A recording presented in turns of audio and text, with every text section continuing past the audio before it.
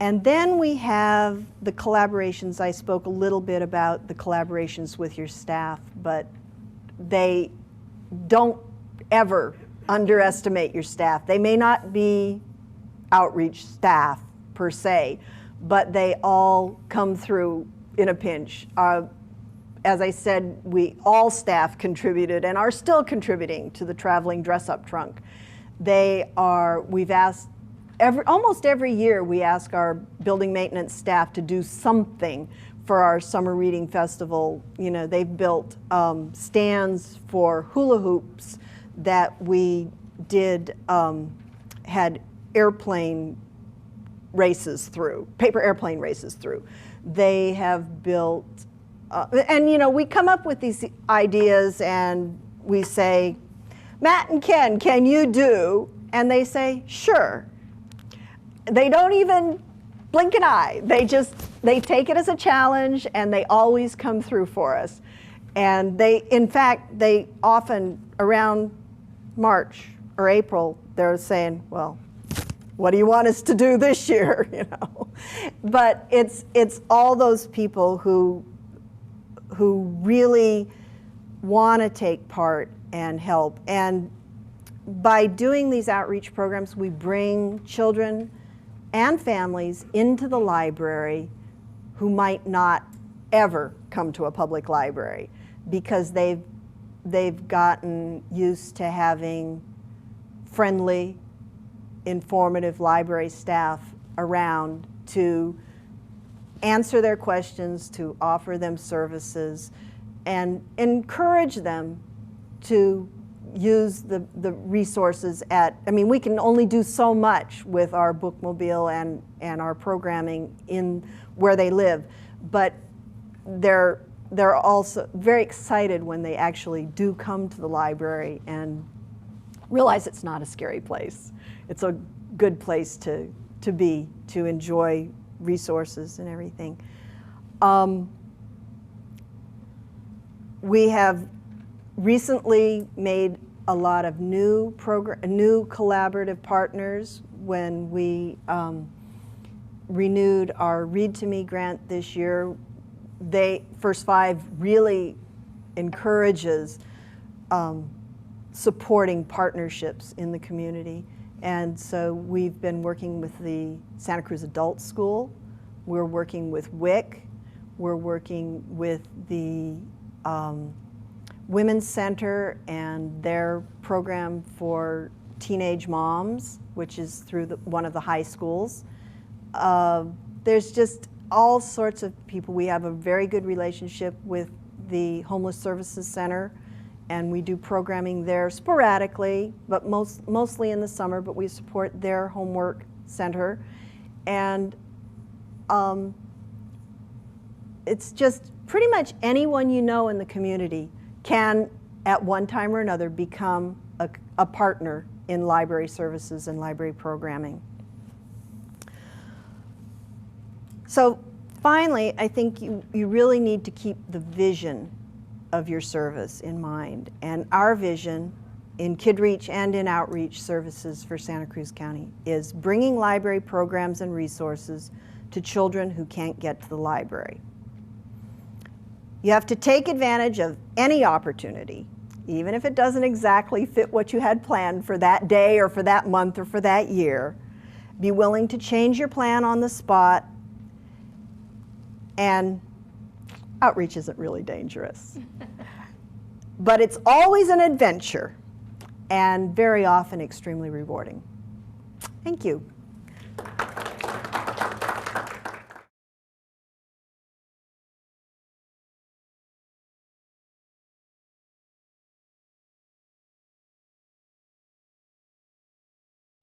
In our outreach staff, we have 8 people currently. 1, 2, 3. 3 are bilingual. 2 are they're bilingual insofar as they can answer library questions and work with that. And the other two are working on, we're very lucky that the library our library does offer periodically a program called Spanish for Librarians, or Spanish for use in libraries, or something like that. And we have, in the rest of the larger library staff, we do have a number of people who are bilingual. So that is helpful, but it's not necessary. You can do an awful lot with only minimal Spanish. And I include myself as one of the bilingual staff, but I speak baby Spanish. I don't change tenses. I'm pretty much a present tense kind of girl. And I often make mistakes, not intentionally, but I mean, I know they're mistakes once it comes out, but mistakes in, gender and endings, keeping them together, and, verb, conjugating the verbs and whatever. The kids absolutely delight in correcting me or telling me what the right word is. That's another problem, because and I've had help for this with moms. Some words that I learned, very common vocabulary words that I learned in Spanish, are not appropriate for use in polite company in the kind of Spanish, the dialect that they learned. One is pig. And I always thought pigs was cerdo. And now I can't remember what they told me it's supposed to be, but that's not. In Santa Cruz County, that's not the word you use when you're doing this little piggy. So that's, it's, I let it be my lack of Spanish fluency be an advantage. And I mean, I take that, I make it a teachable moment. For me, for them, it gives everybody, there's not a person alive who isn't very happy to help you. And they, if they can help the librarian, all the better.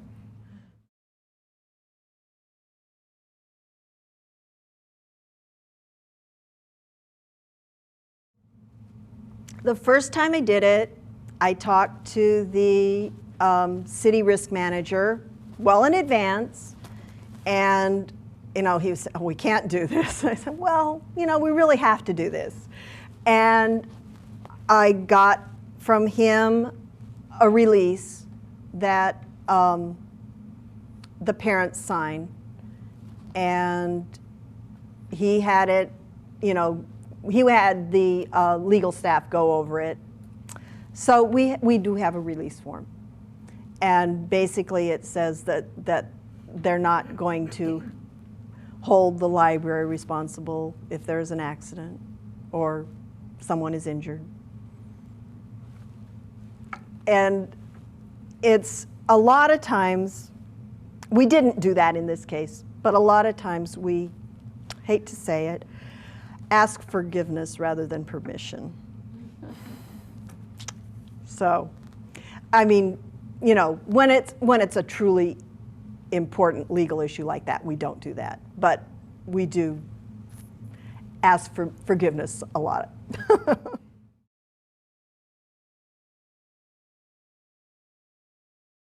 For the grant programs, we do. For First Five, we write a quarterly report. They have a group, a research development group that they work with that has helped us with the questionnaires and evaluation of those questionnaires. And that is an ongoing project. As far as we have stories to tell, again, for that one, when we first got the grant, the programming was tied to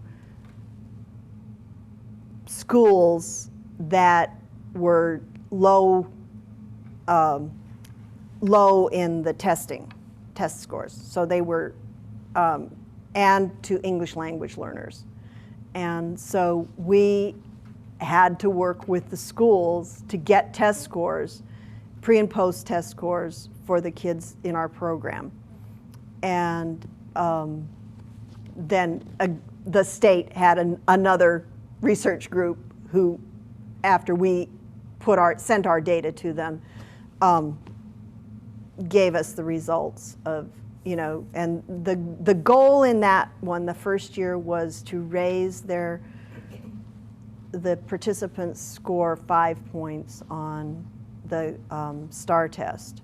They have since gone to using another specific test, which is a test specific for English language learners, not just Spanish speakers, but any English language learner in the state. And so they do give it in Santa Cruz schools. We did not have to do that afterwards. One of the ways that our other programs, the programs that we do internally that aren't grant supported, we do evaluate them. When we do workshops, we always ask our participants to fill out a form and tell us what was good about it, what was bad about it, what what questions they had that we didn't answer, things like that. And we take that very seriously. We go over it and look at it and in view of changing the next program. We don't, although we do keep statistics, attendance statistics, we don't evaluate our programs on those statistics. Certainly not entirely, because some of the best programs that we've done, we've only had 2 or 3 kids attend. But we really touched those 2 or 3 kids and made a difference in their lives. And so that's what's important. For Read to Me, even though we had all of those reports and forms and surveys and what have you that we had to fill out for that, I think one of the best examples of what a good program it is for me is I was in downtown Santa Cruz on a Saturday at my lunch break, and they were having a street fair. So I took my lunch to go to that. And I was just walking along, and I didn't have, just like any tourist basically. And out of the blue, this little body came running up and grabbed my leg. And I looked down, and it was a little girl that had been in one of the daycares that I had been visiting for Read to Me. And she was just, oh, it's my library lady. Hi, that's very excited. And I could see in the distance this woman with a sort of stricken look on her face, like, what is my daughter doing? And so I introduced myself, told her about the program, and it was, she said, oh, yeah, that's, they've talked about it all the time. So I think that is just a wonderful way to know that you've done a good job and you've affected those. Another example is one of the very few moms who did come to all of my story times in the very beginning with her 2 young children. About 3 or 4 years after I'd known her, she asked me to write a letter of recommendation for her for a summer job working in the summer program at her, in her community, at their community center. I wrote the letter, and she got the job. And subsequently, she's gone back and gotten her GED, and now she is working as an aide in a classroom in the school that her daughters attend. And I just, that's a success story, however you look at it. And I think that I and the library had a small part in her successes. So that's how we evaluate our programs.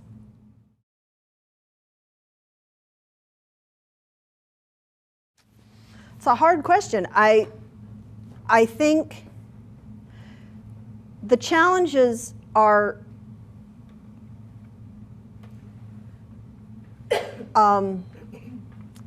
in mostly from my point of view of, I go out and I think this is wonderful, not to get caught up in the trap of thinking that I can do something for whoever I'm working with, to truly work as a partner with all the different groups, all the different people that we collaborate with, the people at the different sites that we visit, not to impose our programs on them. We aren't out there doing what's good for other people. We're providing a library service, which we all think is a wonderful service, but we want it, the challenge is to make it wonderful for the people who are accepting the service and make them want more, and also help them become lifelong learners and users of the library.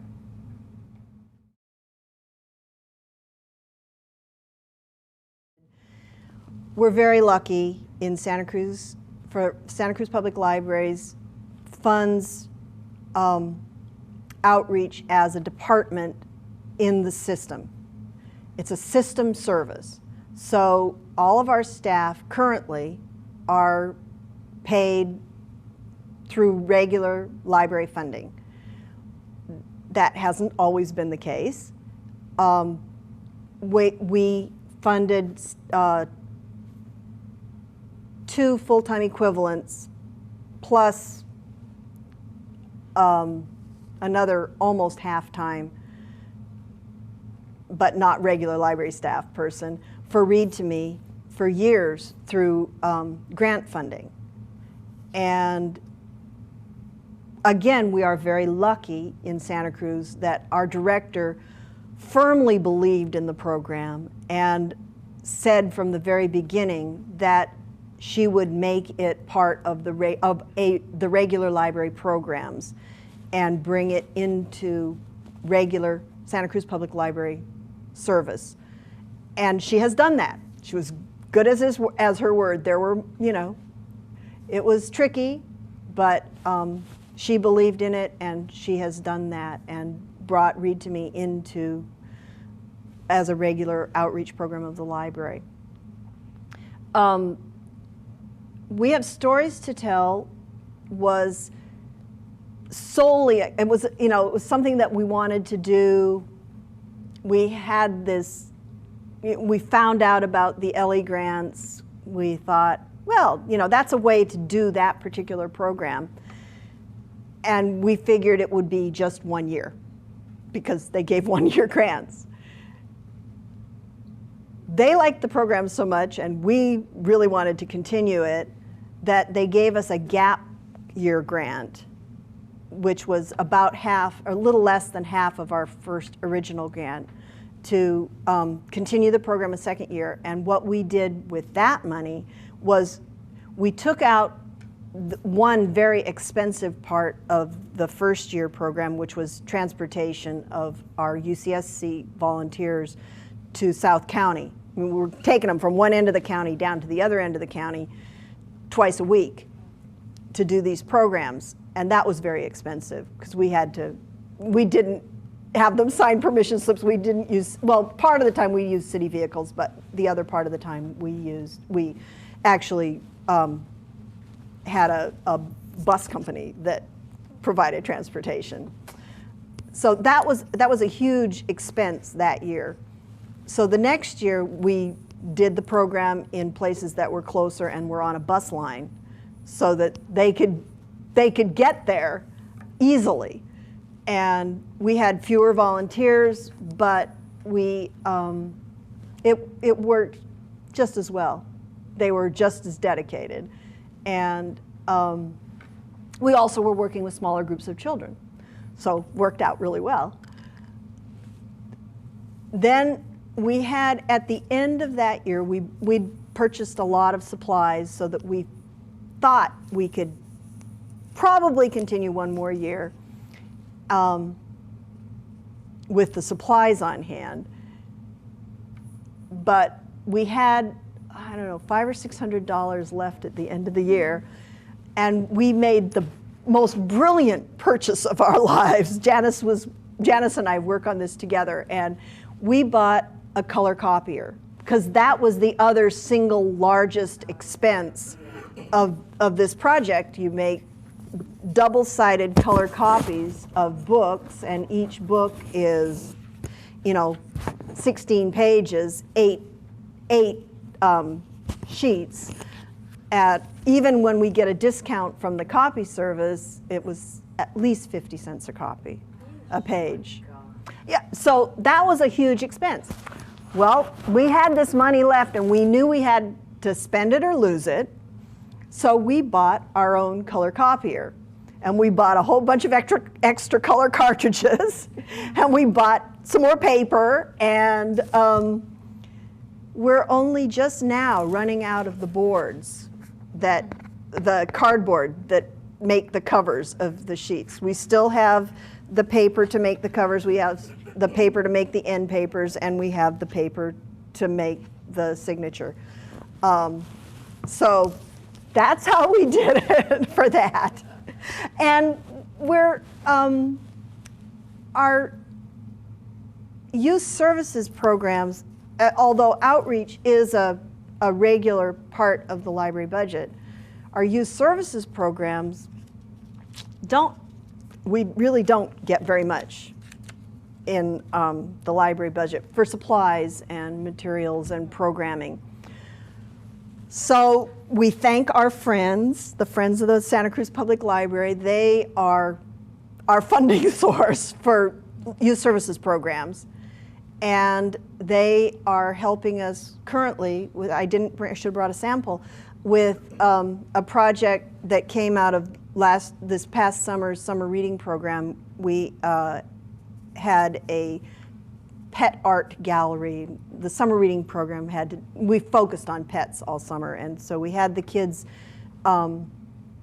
make drawings of their pet or a pet they wanted to have, or whatever, and we displayed them at our summer reading festival at the end of the summer, and we had 67 different pieces of art, and we then took the very difficult task of narrowing it down to 8 in the end, and have had note cards made with all of those images on them.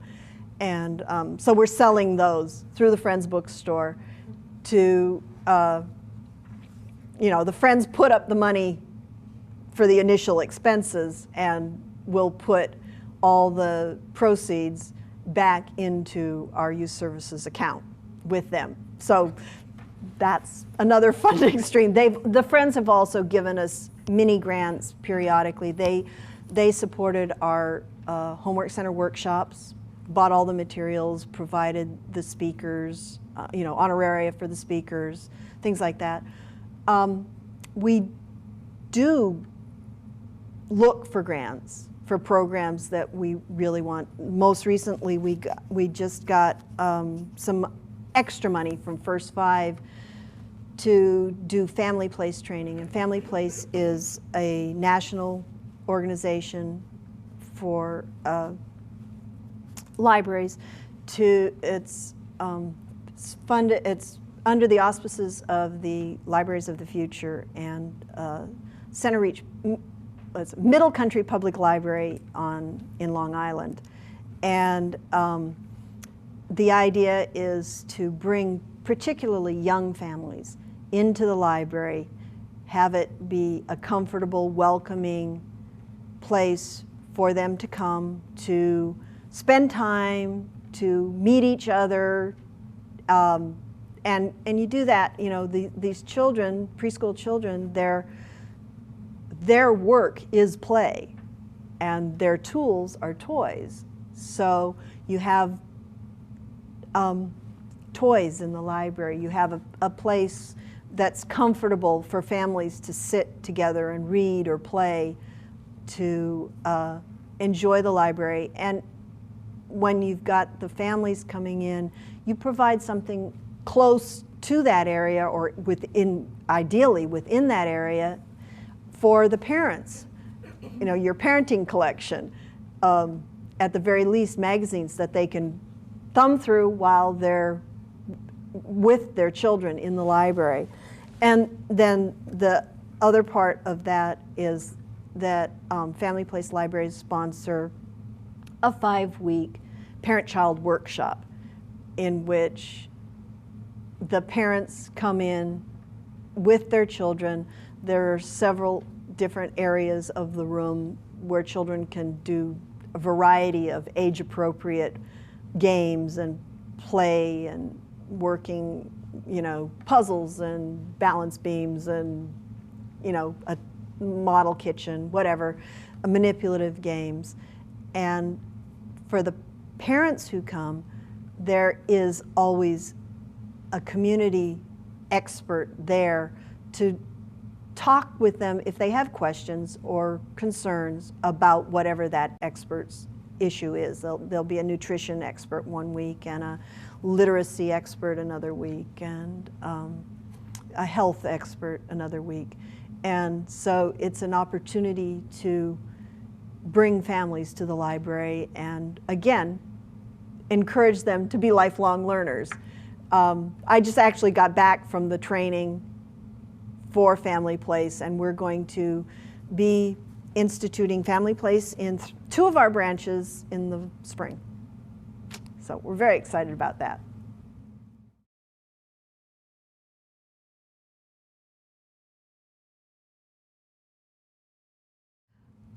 We have not really done that in the past, although at CLA 3 or 4 years ago, we did a workshop on all of our outreach programs. I think if there were a demand, we'd do it. I can look at Janice, she's my boss, she can say, she's also my ride, but we would do it.